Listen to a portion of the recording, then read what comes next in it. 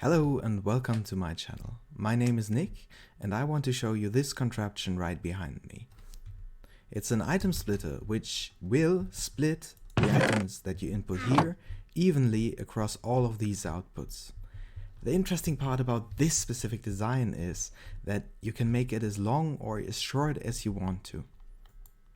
At its core, the contraption is really simple. You take an item, put it in here, and then the dropper line here slowly starts to fill with one item per dropper. When it is filled to the end, the hoppers below are unpowered and are allowed to suck out the items. That way, items will get distributed evenly. Currently, the system is, as you can hear, optimized for hopper speed, items coming in at hopper speed. They can come in slower, but once you go faster, it will cause problems and issues. If you want to go faster, you will have to adjust this clock here and probably think of a way to move pistons faster. Also, the items that the hoppers suck out are all sent out evenly at the same time and not one after another, but immediately when all of these droppers are filled, all of the hoppers below will receive their items. That means that some items will get stuck here if you don't have enough items coming in from this side. But also means that you can use this for timing purposes, for example in a brewing stand system or in a furnace array, though it's quite expensive for a furnace array. Yeah, but just so you know that. Anyways, let's get into the build of this thing and discuss that.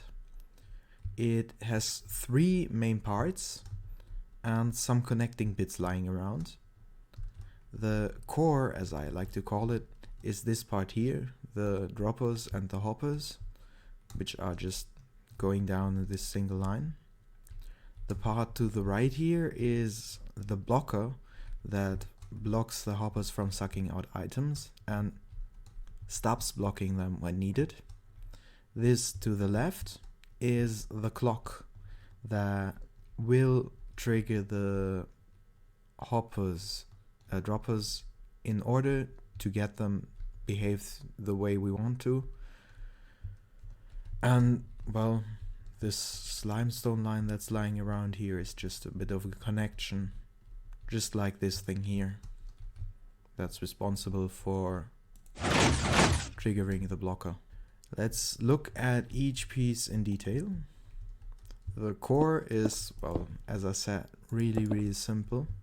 It really is just a dropper line going in this direction or any direction, with hoppers sucking out the items below. The first dropper doesn't actually get sucked out from, and for the last thing in the line we actually want a chest here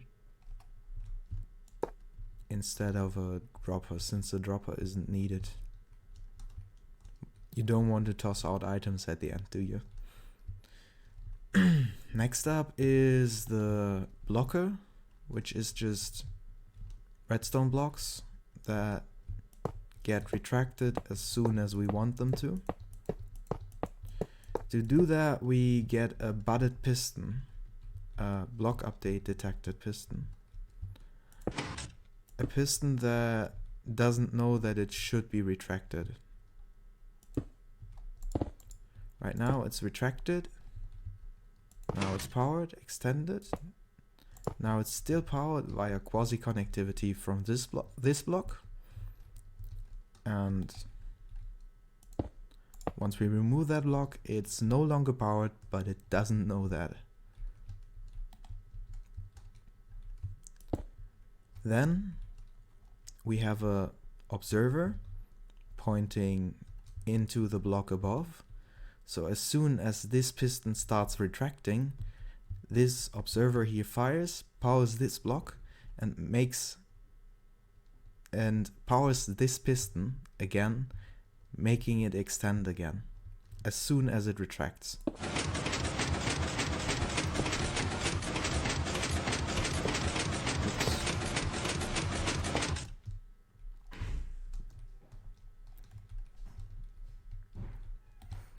On top of this, there is a trapdoor and a wall. That trapdoor gets powered by the observer tool and will open up. That means that the fence starts connecting to this trapdoor, and then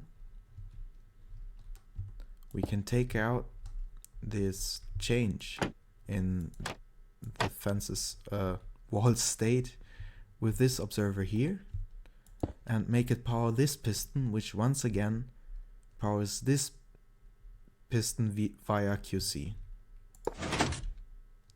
As you just saw, the piston now stays extended instead of retracting again as it did before. That's because it not only does it get the impulse to extend again when it finishes retracting, but it also gets the impulse to stay extended once it finished extending, and then it no longer updates and doesn't know that it should retract. But as soon as you give it the impulse that it should retract, it will immediately retract and extend again.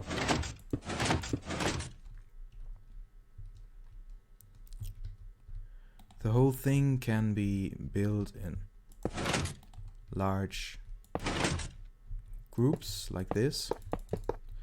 To make this easier, I actually want to start with a redstone line to place the pistons against. We'll remove this redstone line in the end, and it should immediately start with the pistons getting retracted and extended again. If they don't, you've made a mistake somewhere and know which slice is broken. Also, if you are in Minecraft 1.12 or 1.13, the trapdoor doesn't connect to a wall. So this connection right here doesn't work, so you might want to use a piston or something similar instead and read the output from that. But I'm gonna use a trapdoor and a wall in this design and in this video. Okay, let's fill this all in. Maybe I should have made the wall first.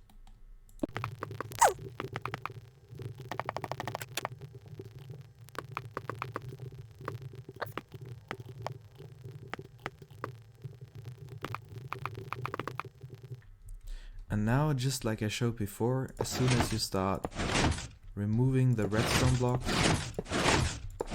the pistons should start retracting. The interesting bit also is that once you update any piston, it will update the neighboring piston, which in turn will update their neighbor and so on and so on, meaning that a single impulse here, for example, will immediately retract all pistons at once, without delay. The clock isn't as trivial as the blockers are, since the droppers here need to be in a specific order.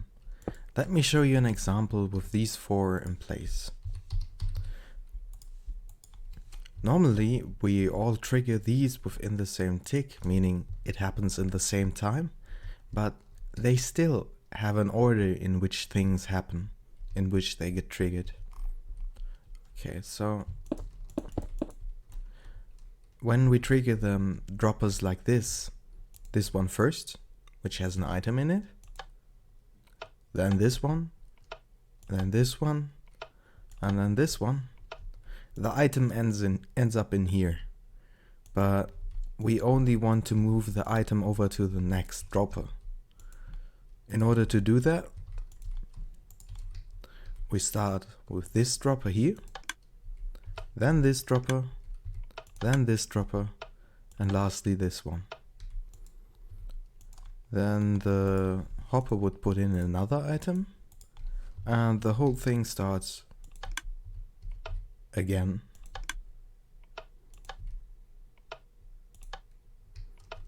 And then that way we slowly fill up the droppers. To achieve this so-called update order, there are a few techniques that people use. I used observers with rails here to get the correct update order. Okay, let's start. What? I want concrete. There. Okay. We have rails.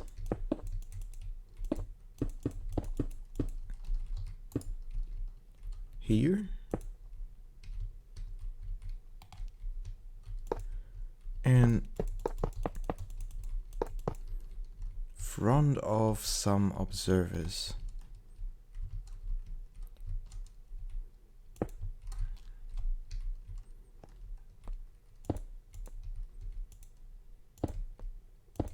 Like so.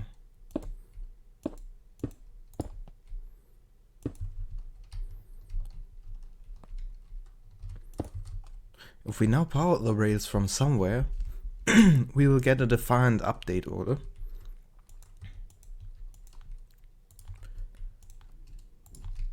So if we have a item in here and power the rails from here, the item will have moved somewhere. What?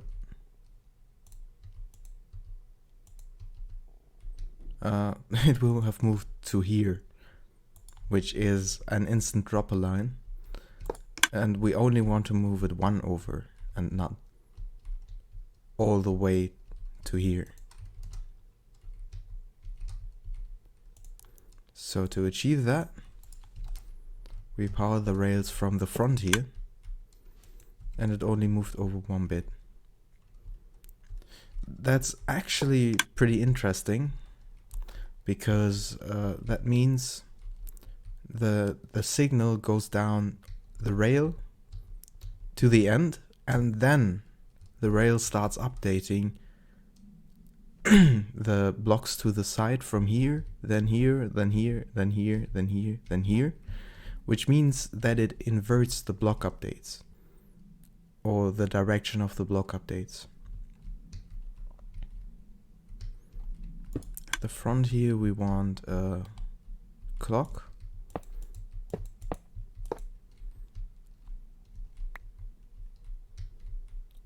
Like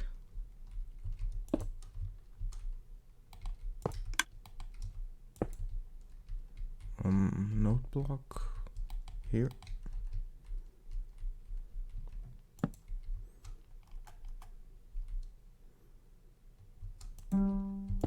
Whoops. And then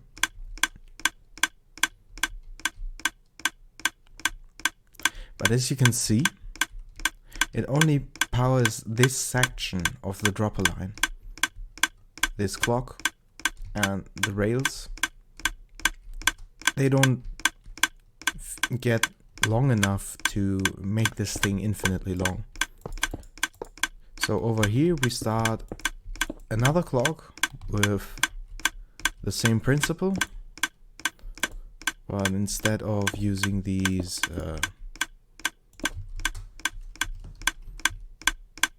activator rails, we just use power rails.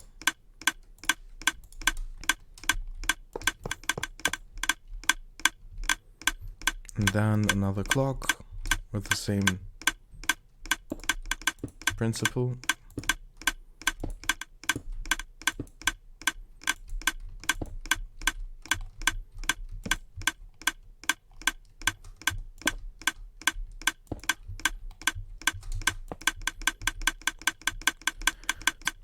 Now that is a problem, because while this section in itself has the correct update order and this section in itself has the correct update order, they aren't synchronized, and the update order between them right here is totally random.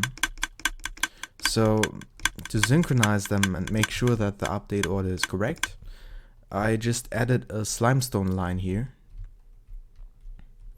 that will make sure that the clock furthest from the start is triggered first, meaning this one right here triggers first, which then triggers the next one and triggers the next one.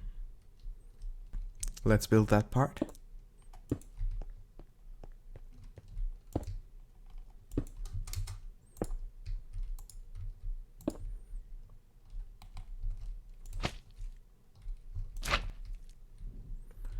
There's the piston that pushes the clock down as soon as it needs to start.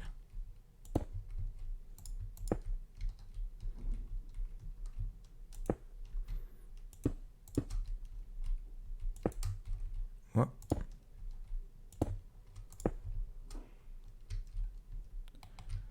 And interestingly, they are budded pistons, meaning as soon as they receive a block update, they go down or extend. And then they go up again. Then the connection in between.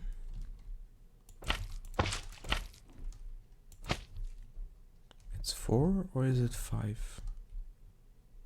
It's 5. Then we have another slimestone line here that connects this thing here with this thing here. And for that we have another piston here that is also budded.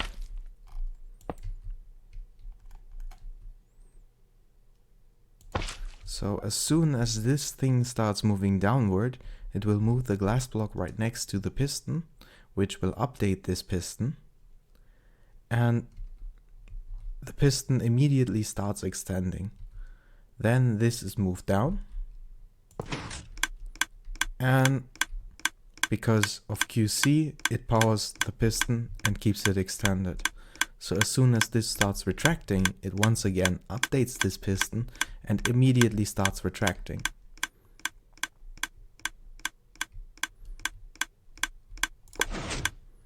Yep, just like this. We repeat the same thing over here. We have a block right above this piston. As soon as this starts moving, this piston immediately starts extending because it's budded. And that moves this block right here so that this piston will stay extended.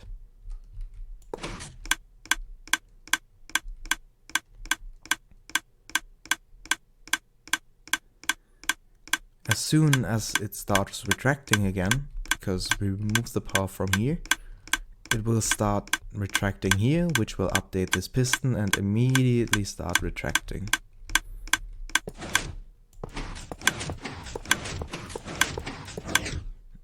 That's the core of the thing done. Now we only need to connect this up with some remaining bits and pieces here.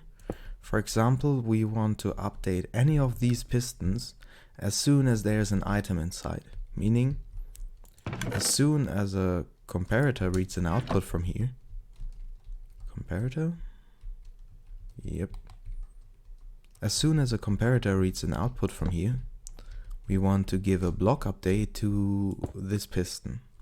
In 1.14 and 13 we can use a node block for that. In 1.12 you can probably just use a rail. What we also want to do is we want to power this thing right here as soon as items come in through this hopper. So once again, we take an output from here and we trigger a instance limestone line that works using the same principles as this here.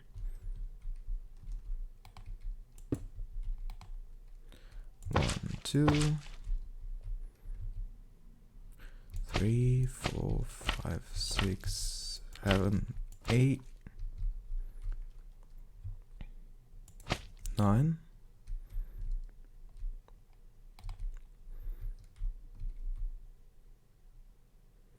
10, 11. Does this work? Is this in the correct place? Oh well, we'll find out. So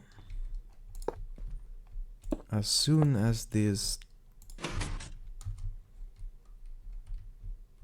observer gets an update, isn't that delayed? Oh, forgot. This thing right here needs to be budded too, otherwise the extension will be delayed. Ah, yep.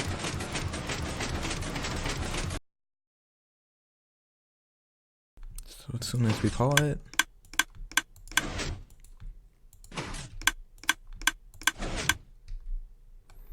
okay, then we make the hopper point right here, and lastly we add a normal chest.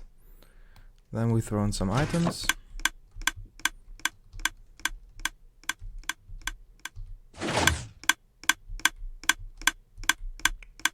And that's the whole build done.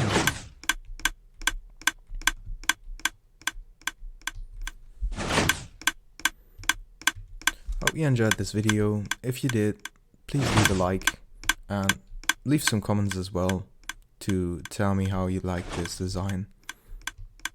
And that's it from me. Bye.